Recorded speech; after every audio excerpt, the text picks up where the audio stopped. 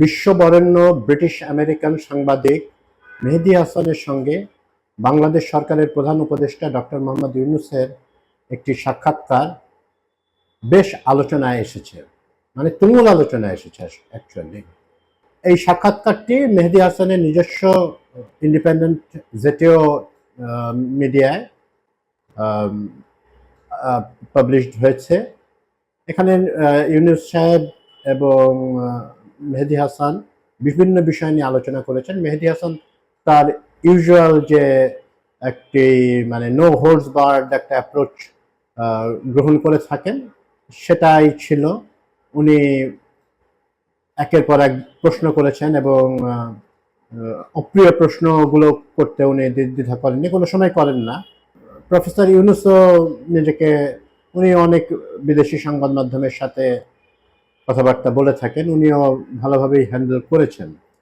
তো এখানে কয়েকটি ব্যাপার নিয়ে জনমনে অনেক আলাপ আলোচনা হচ্ছে, অনেকে বিভিন্ন মন্তব্য করছেন সোশ্যাল মিডিয়ায়, মেইন স্ট্রিম মিডিয়া, সব জায়গাতেই। যেমন উনি বলেছেন যে বাংলাদেশে কোনো হিন্দু নির্যাতন হচ্ছে না বা ভিন্ন ধর্মীদের উপরে নির্যাতন হচ্ছে না, একেবারে ক্যাটাগরি করে বলেছেন। এবং উনি এটা বলেছেন সম্পূর্ণ ভারতীয় প্রোপাগান্ডা। উনি এটা বলে বাংলাদেশের সত্যিকারের পিকচারটা তুলে ধরেছেন। কিছু যে বিচ্ছিন্ন ঘটনা ঘটছে না তা না, কিন্তু কোনো কনসেন্ট্রেটেড কোনো ক্যাম্পেইন বা সরকারের পক্ষ থেকে কোনো রকমের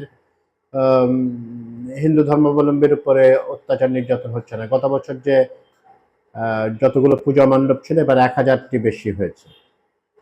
পাহাড়ে যা হচ্ছে সেটা ভিন্ন প্রসঙ্গ, সেটা নিয়ে আলোচনা আসেনি। তবে যাই হোক, মূল যে বিষয়টি নিয়ে এক ধরনের উদ্বেগ, আবার আরেক পক্ষে এক ধরনের উল্লাস দেখা যাচ্ছে, সেটা হচ্ছে উনি বলেছেন, মানে প্রফেসর ইউনূস বলেছেন যে আওয়ামী লীগের কার্যক্রমের যে ব্যান, উনি ব্যান শব্দটা ব্যবহার করেন নাই, উনি সাসপেন্ডেড বলেছেন। সেই সেই সাসপেনশনটা টেম্পোরারি, সাসপেনশন মানে এটা টেম্পোরারি ব্যাপার। এবং উনি আরো এক ধাপ এগিয়ে গিয়ে বলেছেন যে এটা যে কোনো সময়ে এটা তো প্রত্যাহার করা হতে পারে।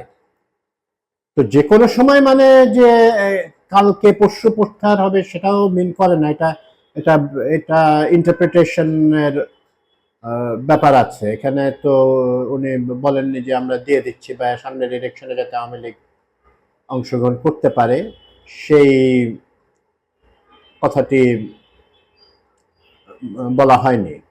কিন্তু এটা তো কিছুটা একটা সফটওয়্যার একটা স্ট্যান্স, যদিও একই সাক্ষাৎকারে ইউনূস সাহেব বলেছেন যে আওয়ামী লীগ কোনো রকমের তাদের ভয়ঙ্কর কৃতকর্মের জন্য কোনো রকমের অনুশোচনা প্রকাশ করেননি এবং তারা কোনো রাজনৈতিক দলের সুলভ আচরণ করেন নাই, বা রাজনৈতিক দলই না, তারা ছিল না আর কি। অ্যাটলিস্ট এই 15 বছর তারা রাজনৈতিক দলের যে বৈশিষ্ট্য থাকা উচিত সেগুলো আওয়ামী লীগের ছিল না, এইসব কথাও উনি বলেছেন।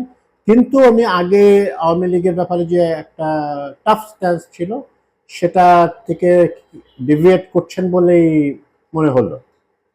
কেন করছেন?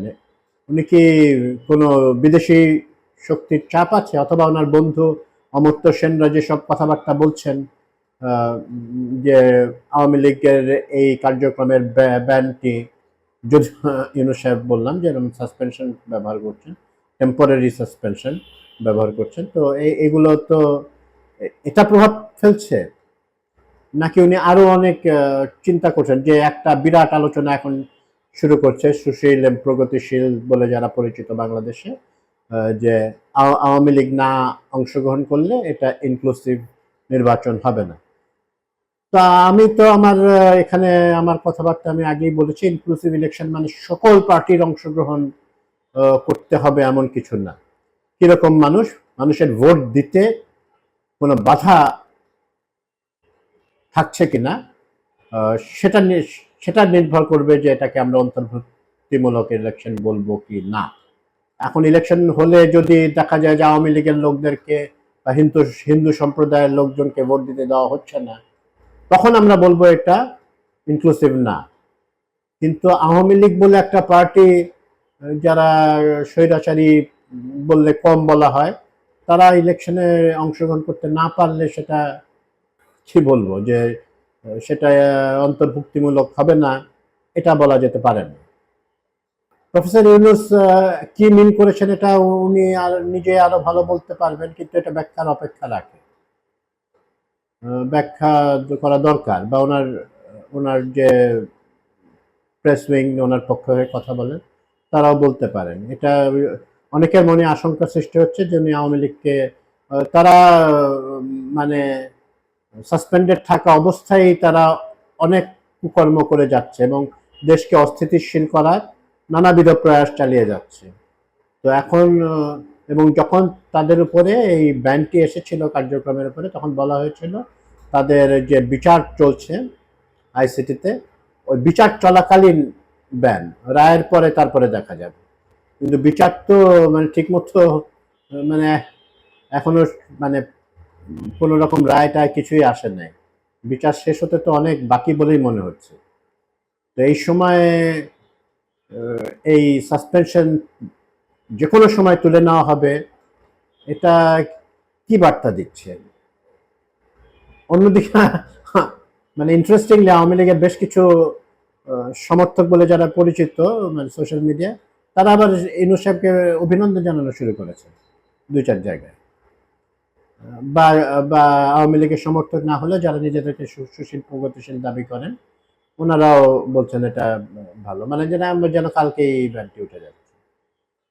আমার মনে হয় না ইউনূস সাহেব এরকম কোনো সিদ্ধান্ত আসবেন, বা ইলেকশন কমিশন মনে মনে করে না এখন পর্যন্ত তাদের কথাবার্তায় বলা, কথাবার্তা এবং কার্যক্রমে বোঝা যাচ্ছে যে তারাও মনে করে না আওয়ামী লীগের ফেব্রুয়ারিতে ইলেকশনের কোনো রকম সুযোগ আছে, না হলে তো নৌকা প্রতীকটা থাকতো। অবশ্য আওয়ামী লীগের ক্লিন ইমেজের কথা বলা হয়, ক্লিন ইমেজের লোকজন বা যারা অপরাধী নন তাদের কি শাস্তি, মানে তাদেরকে কি শাস্তি দেওয়া হবে? তারা কি ইলেকশনে করতে পারবেন?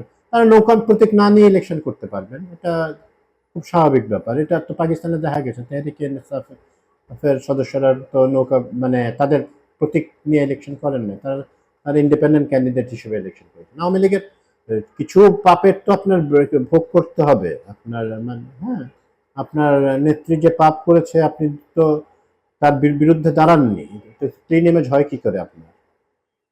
তো তারপরেও যে আপনারা আউটরাইট ব্যানও করেন নাই, তারপরেও তো ইলেকশনে অংশগ্রহণ করতে বাধা নাই।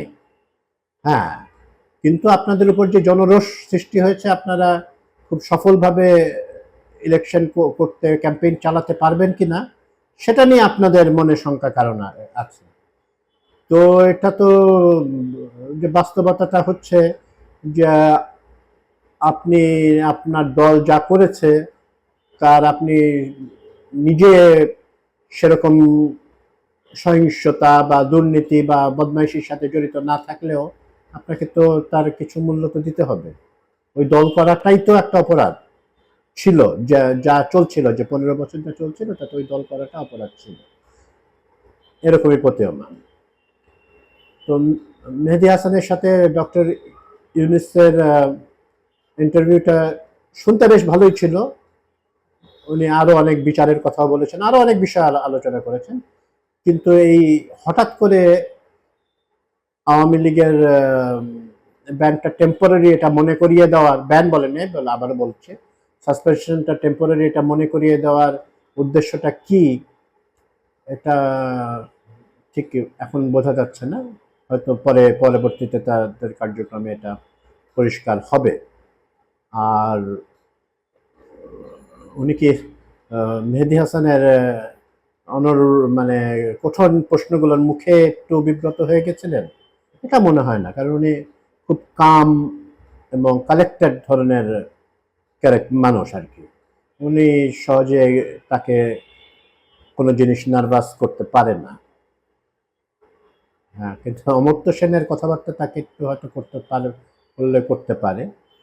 আমার মনে হয় না যে আওয়ামী লীগ খুব সহজ, মানে সামনের ইলেকশনে তারা দল হিসেবে তো অবশ্যই অংশগ্রহণ করার সম্ভাবনা